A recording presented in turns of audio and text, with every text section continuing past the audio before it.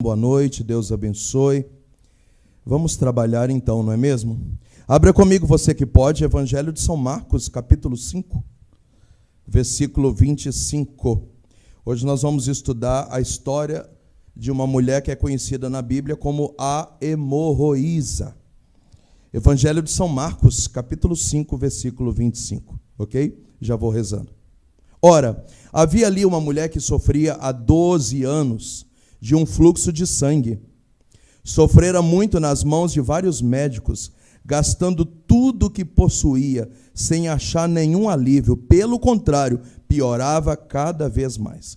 Tendo ela ouvido falar de Jesus, veio por detrás, entre a multidão, e tocou na orla do seu manto, pois dizia consigo: se eu tocar, ainda que seja na orla do seu manto, eu ficarei curada. Ora, no mesmo instante, se lhe estancou a fonte de sangue e ela teve a sensação de estar curada. Jesus percebeu imediatamente que saíra dele uma força. E voltando-se para o povo, perguntou: quem tocou as minhas vestes? Responderam-lhe os seus discípulos: vês que a multidão te comprime e perguntas: quem me tocou? E ele olhava ao derredor para ver quem o fizera. Ora, a mulher, atemorizada e trêmula, sabendo o que nela se tinha passado, veio lançar-se aos seus pés e contou-lhe toda a verdade. Então ele disse: filha, a tua fé te salvou. Vai em paz e seja curada do teu mal. Palavra da salvação, glória a vós, Senhor. A história católica nos diz que São Jerônimo gastou aproximadamente de 45 a 55 anos para a organização da Bíblia, com esses 73 livros, chamados de livros canônicos, no qual nós hoje podemos ler, degustar e estudar. O detalhe é que São Jerônimo conclui esses 73 livros a partir de mais de 100 que ele tinha nas mãos. Esses 73, chamados de livros canônicos, eles têm total veracidade e total autenticidade. E os que ficaram de fora? E os que não entraram na Bíblia? Eles são chamados de evangelhos ou livros apócrifos. Eles servem como fonte de estudo. E muitas pessoas na igreja estudam os livros e os evangelhos apócrifos. Mas como eles não têm a totalidade da verdade, até por isso eles não entraram no cano bíblico e não fazem parte da Bíblia Sagrada, eles não são divulgados publicamente para não confundir a cabeça das pessoas. Por que eu estou citando isso? Porque nos evangelhos apócrifos, a história diz que essa mulher dessa noite se chamava Verônica, era casada e tinha 2 filhos. Portanto, segundo os evangelhos apócrifos, nós estamos falando aqui de uma mãe de família e de esposa. E a história dos evangelhos apócrifos acreditam que essa mulher que vai ser curada aqui nessa pregação, ela é a mesma Verônica que, quando Jesus caminhava para o Calvário, ela enxugou o seu rosto com um pano chamado mandrilhão, onde ficou estampada a famosa Sagrada Face, que também deu origem a uma das devoções mais antigas da igreja, que é a devoção da Sagrada Face. Eu estou citando isso só para você saber que, se ela era casada ou tinha filhos ou não, não é o mais importante. O detalhe é que essa mulher não morava sozinha, porque na cultura judaica ninguém mora sozinho, e as mulheres casavam-se muito cedo e tinham filhos numerosos. Portanto, nós não estamos falando aqui de uma moça buscando uma cura pessoal, que desceu do seu apartamento, do seu flat, do seu AP, onde ela morava sozinha para buscar uma cura física. Não, nós estamos falando aqui de uma representante de família que, resolvendo o seu problema, estaria resolvendo o problema da família inteira, porque a Bíblia está nos dizendo agora que ela sofria de um fluxo de sangue há 12 anos. Eu não sei se você já cuidou, ou cuida, ou conviveu por um tempo longo com alguém doente dentro de casa. Você sabe que é muito desgastante Você sabe que algumas pessoas até ficam doentes emocionais por cuidar anos e anos ou acompanhar quem está fazendo um tratamento de câncer, de hemodiálise, pós-queimadura e por aí afora.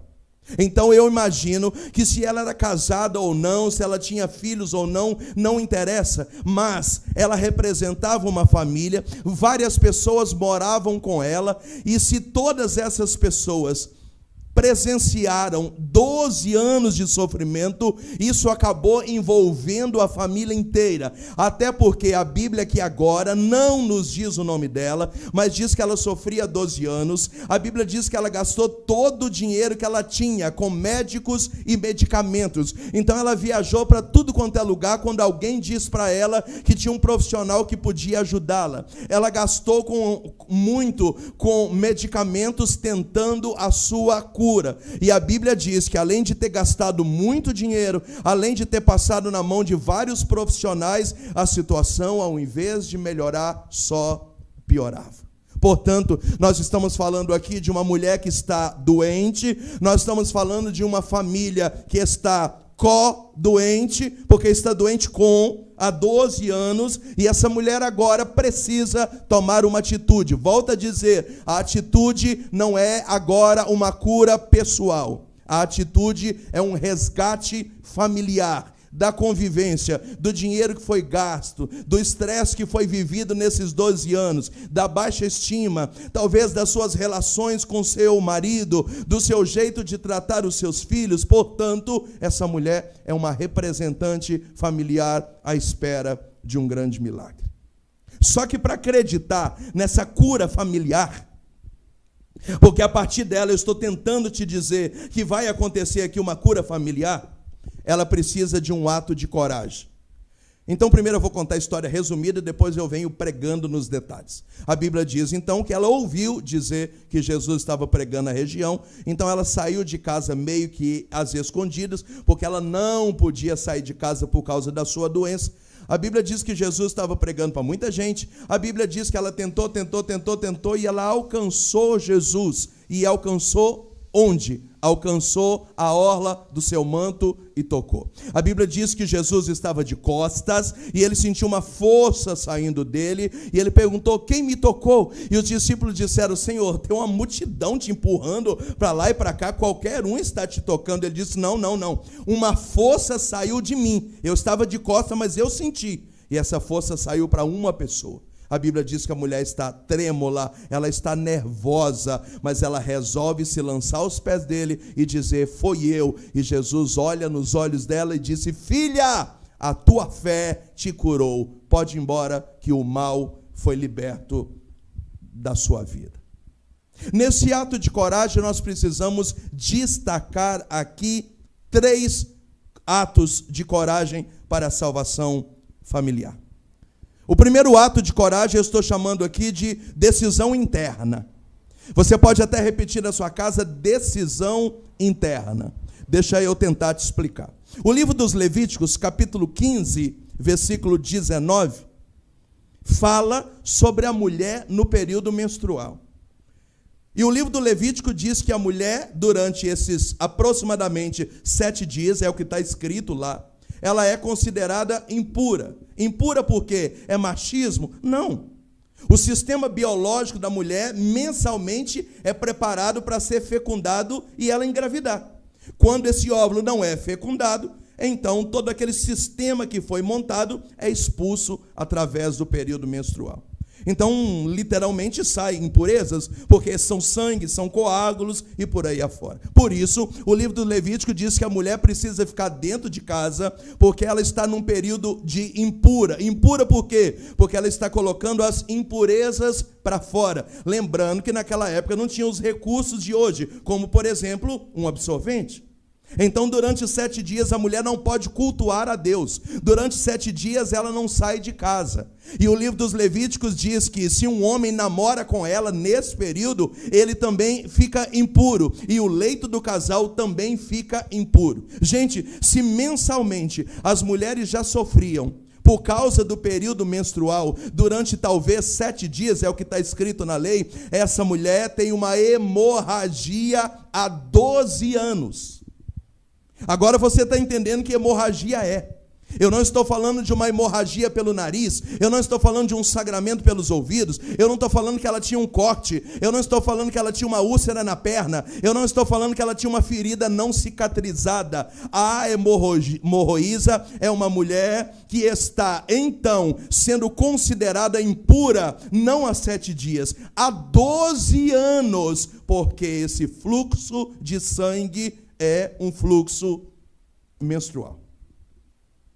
Agora imagina a situação dela. Só que ela ouviu falar de Jesus.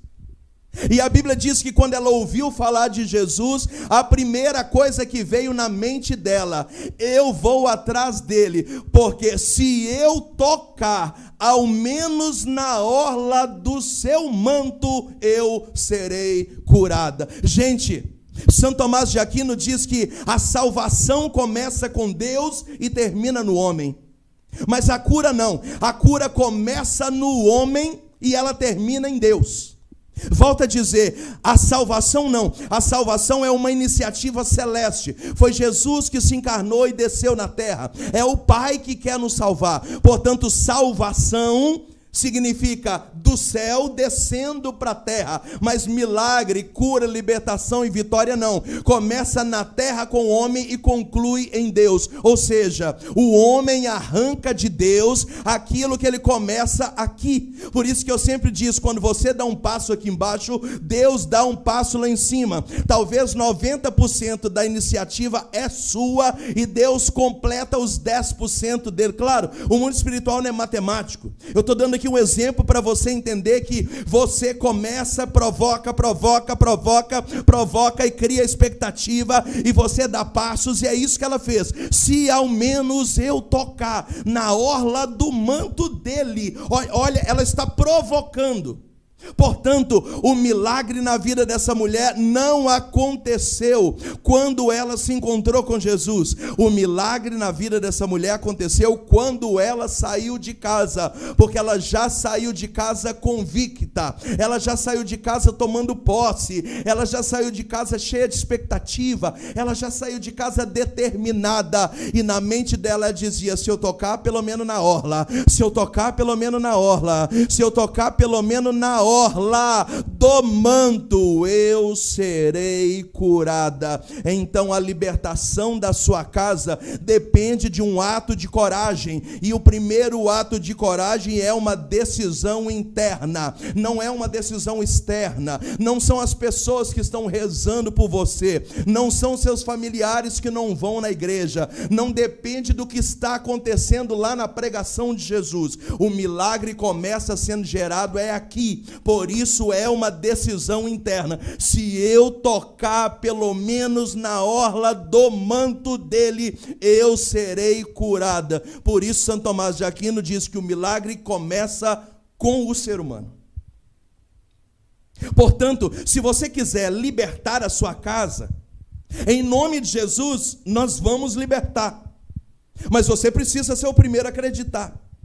Você precisa nessa noite dizer: é verdade, Eduardo, Moisés, filho de João Batista, é verdade. Eu primeiro preciso restaurar esse casamento aqui dentro, para depois o Senhor concluir lá fora.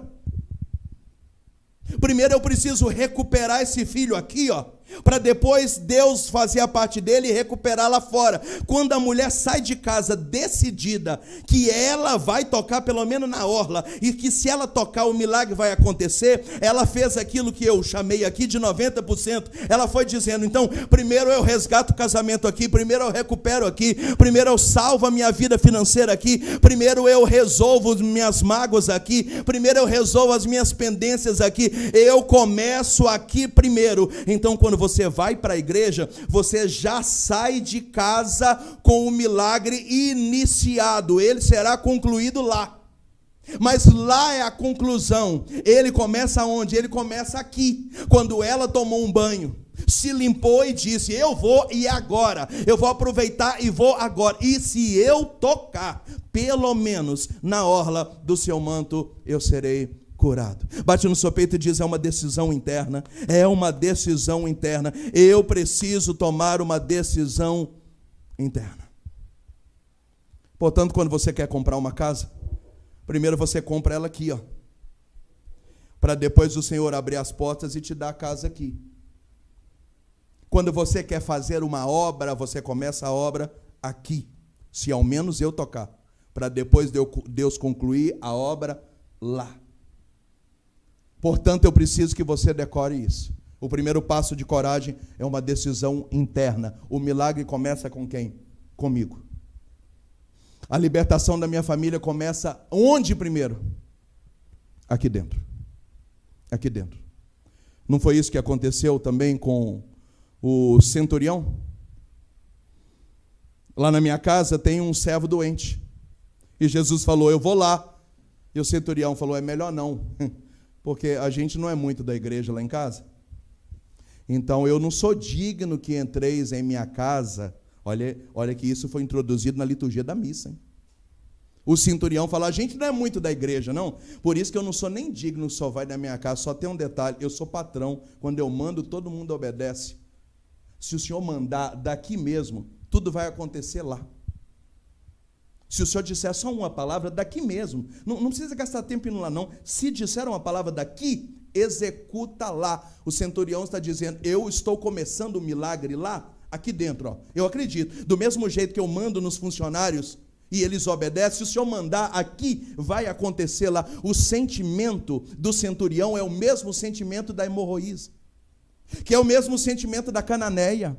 Quando Jesus estava pregando e ela falou, mestre, a minha filha está com um problema. E ele falou, não é justo eu sair daqui agora, porque eu vou tirar o pão, que sou eu, da mesa dos filhos e vou dar para os pagãos, que ele chamou de cachorrinhos, que era como os judeus chamavam os cananeus.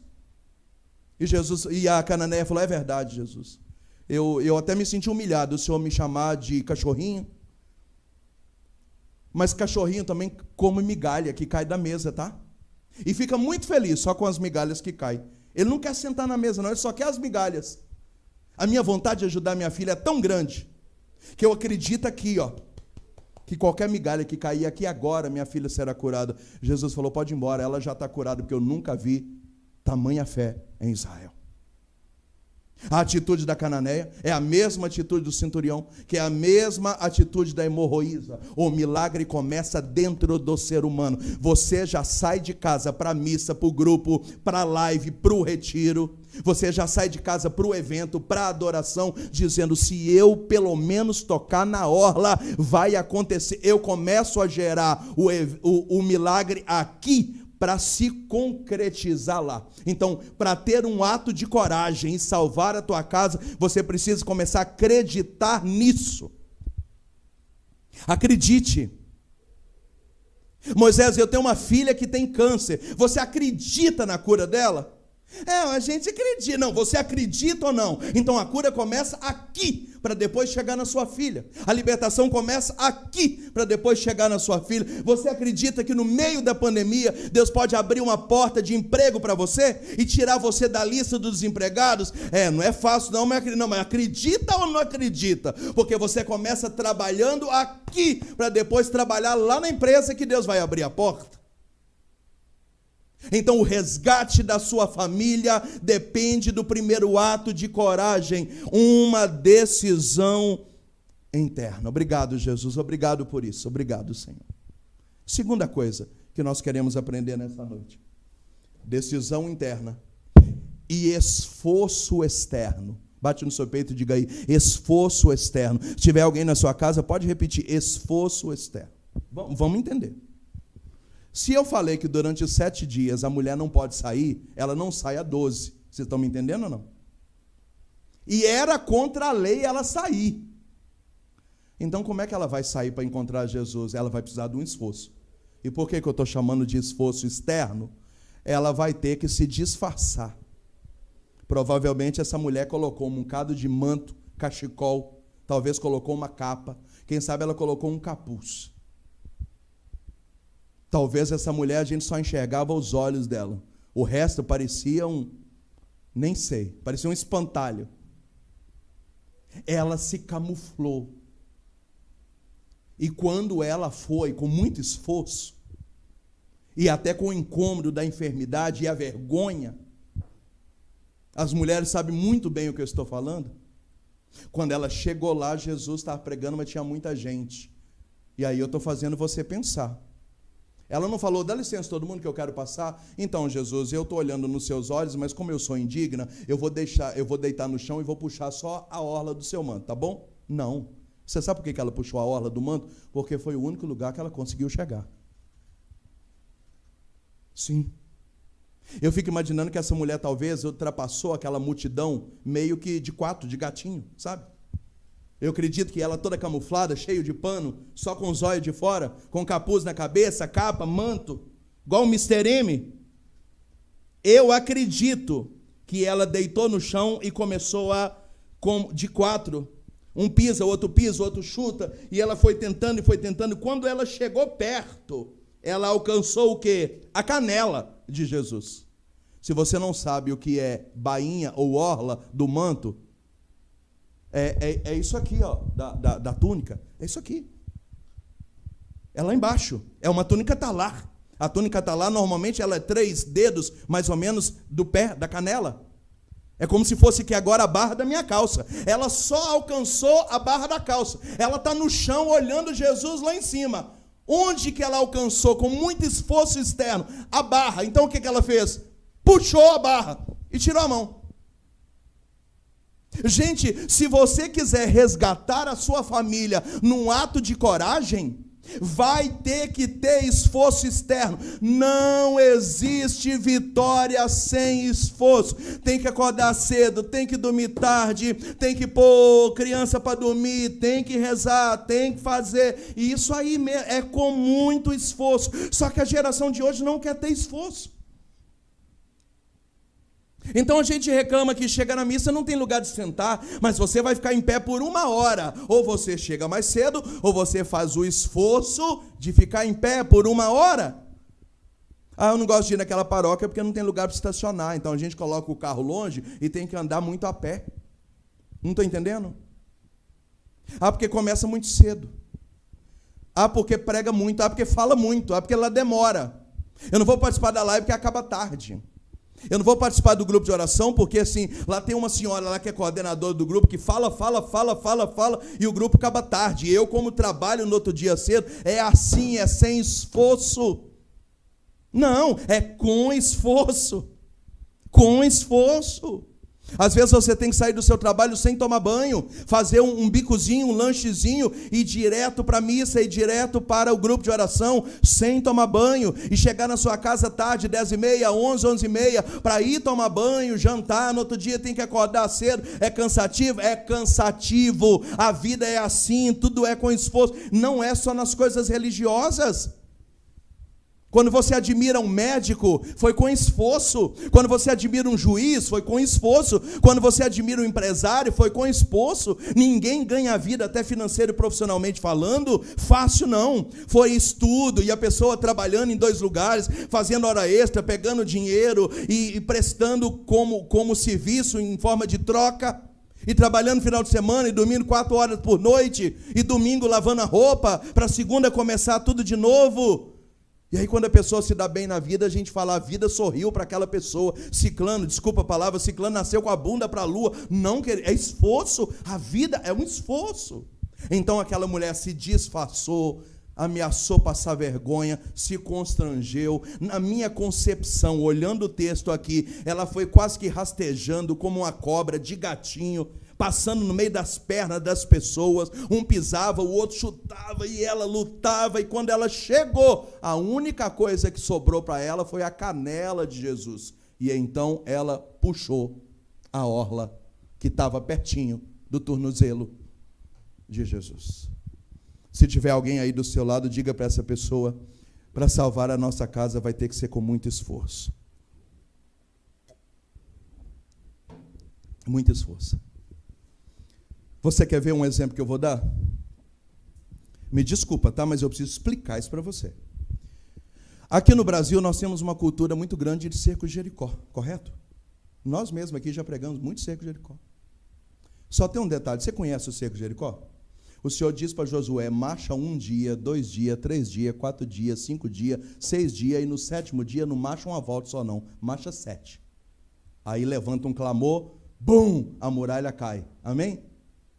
Aí você vai no primeiro dia, não vai mais.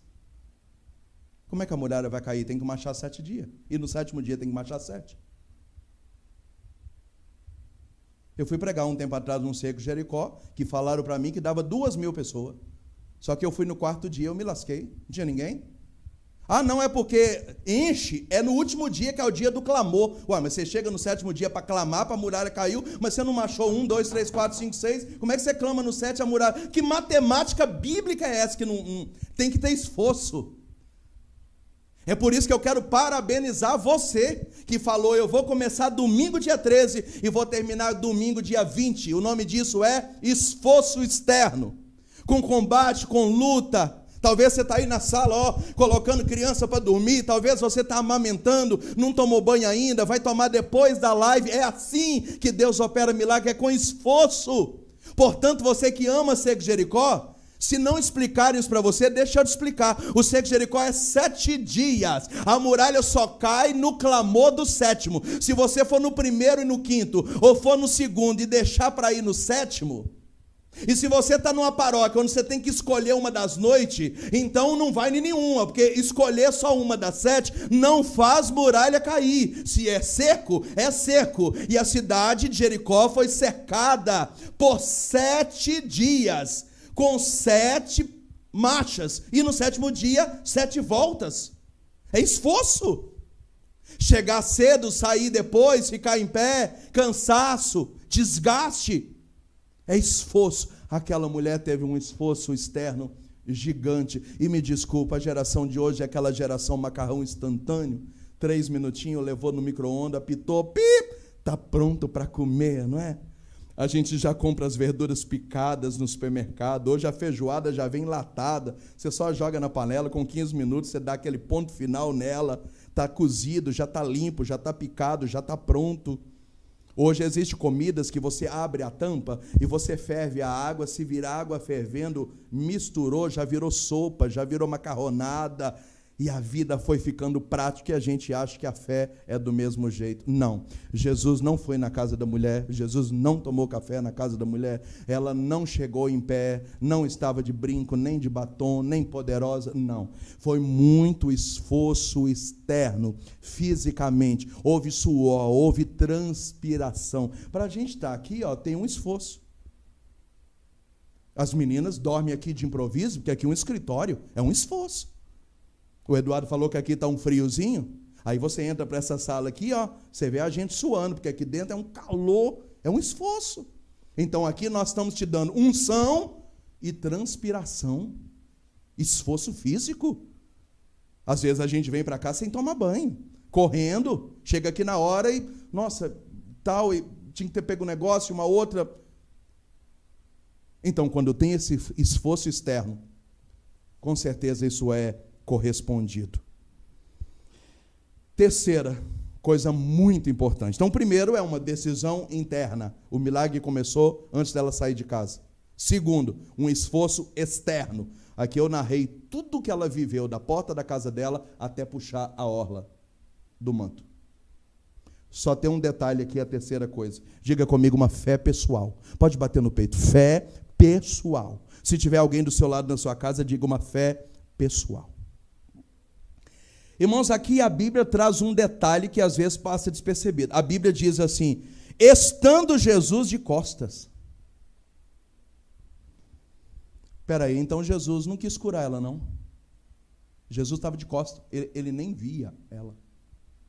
A Bíblia diz que quando ela puxou a orla de costa, ela arrancou a cura pela fé. Não é ele que falou, eu quero te curar. Ela arrancou dele a cura, dizendo, eu quero ser curada. Tanto é que ela sentiu que estava curada e começou a tremer, e talvez até por ser feminina, começou a chorar. E Jesus falou, alguém me tocou. E Pedro falou, deve ter umas 300 pessoas aqui, está todo mundo te empurrando, e o Senhor pergunta quem te tocou, e Jesus falou assim, não, eu senti uma força saindo de mim, para uma pessoa. Então Jesus não planejou a cura dela. Jesus não falou, abre alas, deixa ela entrar, minha filha, o que eu posso te ajudar? Ele fez isso em outros lugares. Ele perguntou para o cego, o que você quer? Eu quero ver, então veja. Ele falou isso para o cego de Jericó, para os leprosos, para essa mulher não. Jesus está de costa, ele não viu a mulher chegar, ele sentiu o toque. E ele sentiu esse toque tão profundo que ele diz: uma força saiu de mim. O nome dessa força é cura. Essa cura saiu de mim para uma pessoa. Então não seria loucura eu dizer que Jesus não planejou curá-la. Ela arrancou a cura dele pelas costas. Quando os discípulos disseram: Senhor, mas está todo mundo te empurrando. Não. A Bíblia diz aqui, ó, e ele olhou ao seu derredor procurando quem era. Jesus falou: eu estava de costa, mas quem foi? A Bíblia diz que trêmula, emocionada, ela disse: foi eu. E Jesus chamou ela no pessoal. Jesus disse: filha, a tua fé te curou. Vai embora, porque o mal já saiu de você. É uma fé pessoal que arranca de Jesus, às vezes pelas costas, a libertação da sua casa.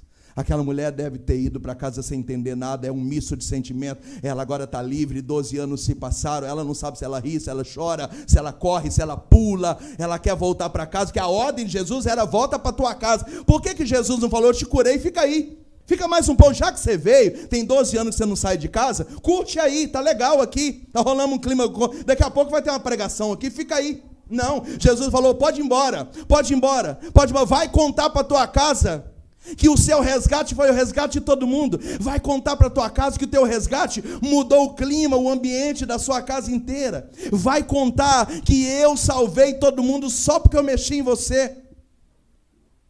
E Jesus chamou ela de filha. Mas é uma fé pessoal. Aquela mulher arrancou de Jesus a cura. É por isso que São Paulo diz que a fé é a certeza daquilo que não se vê. Os olhos estão lá na frente, mas os pés estão fixados aqui. Enquanto os pés estão fixados aqui, a gente não é lunático nem doido, não. Os pés estão no chão. A gente dá glória sabendo que dá glória, aplaude sabendo por que está aplaudindo, grita sabendo por que está gritando. Os pés estão no chão, mas os olhos estão na frente. E isso é fé. E aquela mulher voltou para casa. E por que eu chamei isso de fé pessoal? É muito importante as pessoas rezarem por você? Sim. Isso está na liturgia da igreja, na hora da bênção do Santíssimo. A igreja reza assim: e por aqueles que se recomendaram às nossas orações, ou que somos obrigados a orar. Está na liturgia. Toda a bênção do Santíssimo Sacramento no mundo inteiro, em qualquer igreja católica, independente do idioma, da língua que se fala. Quem compôs essa oração foi Santo Tomás de Aquino. Ele que também diz: vem a fé, por suplemento, os sentidos me completar. Foi ele. Então a igreja, toda a bênção do Santíssimo, diz que a gente tem que rezar por aqueles que pediram oração e aqueles que nós somos obrigados a orar. Essa oração serve para quê? Ela serve como intercessão, ela serve como apoio emocional, ela serve como apoio psicológico para você saber que não está sozinho, ela serve para somar força, ela protege, ela soma, ela agrega. Mas quem provoca o milagre é a fé pessoal da pessoa. Sim, é a fé pessoal. Portanto, nós vamos orar aqui a semana inteira. E você está gostando, não está? E nós vamos continuar orando, mesmo quando as lives acabarem. Mesmo se você abandonar a gente, nós vamos continuar rezando por você. As 1000 Marias, quarentena de São Miguel, o jejum de Daniel, o nosso rosário, o nosso cerco de Jericó, na adoração. Nós vamos continuar orando por você todo dia, para poder te dar força. Mas se você não tiver uma fé pessoal, de pegar Jesus pelas costas, ainda que ele não esteja planejando nada, e você arrancar dele esse resgate da sua família, nós podemos juntar os maiores santos e místicos e mártires e nós, humanos, rezando por você, que a vitória não vai acontecer. Quem falou isso? Jesus. Evangelho de São Marcos, capítulo 11, versículo 23. Duas coisas. Primeiro, Jesus diz: tudo aquilo que pedires é pessoal, é você. Eu vou mudar o português. Tudo aquilo que você pedir, se não duvidar no seu coração, já vos será dado. Se você pedir, se você for ousado, ousada, e quiser arrancar essa vitória, e você não duvidar desde quando saiu de casa que essa vitória vai acontecer, já aconteceu. Pronto. É a sua fé pessoal. Continua Jesus. Pedi e dá-se-vos-á, buscai e acharei, batei e vos será aberto, porque aquele que pede, recebe, aquele que procura, acha. O que Jesus está falando? Insiste. Vai insistindo, vai insistindo, vai insistindo. Vai insistindo, vai insistindo, vai insistindo. E de novo, e de novo. Desanima não, filho. Vai insistindo, vai insistindo. Moisés, nós estamos rezando há 8 meses e nada. Vai insistindo. Como Santa Mônica insistiu quase 28 anos até converter Agostinho, que se tornou convertido, batizado, sacerdote, bispo, santo e doutor da igreja. Mas tem que insistir. Insiste. Jesus falou, insiste, insiste. E é interessante que depois desse texto, Jesus contou uma parábola. E ele diz, quando alguém recebe uma visita num dia de domingo, e você não sabia que essa visita ia chegar, você não tem o que comer. Então você vai lá no seu vizinho para pedir pão. E o vizinho já está de pijama, e ele não vai sair lá fora para te dar pão, não é porque ele não quer te dar pão, é porque ele já está pronto para dormir. Então ele finge que não tem ninguém em casa. E Jesus falou, insiste, insiste, insiste, até o vizinho sair da casa e te dar o pão. E Jesus conclui dizendo, é isso que vocês têm que fazer com o Pai. O que eu entendo? Que Jesus está dizendo, vai insistindo, até Deus realizar, nem que seja para se ver livre de você, dizendo, toma esse pão logo, some da minha frente.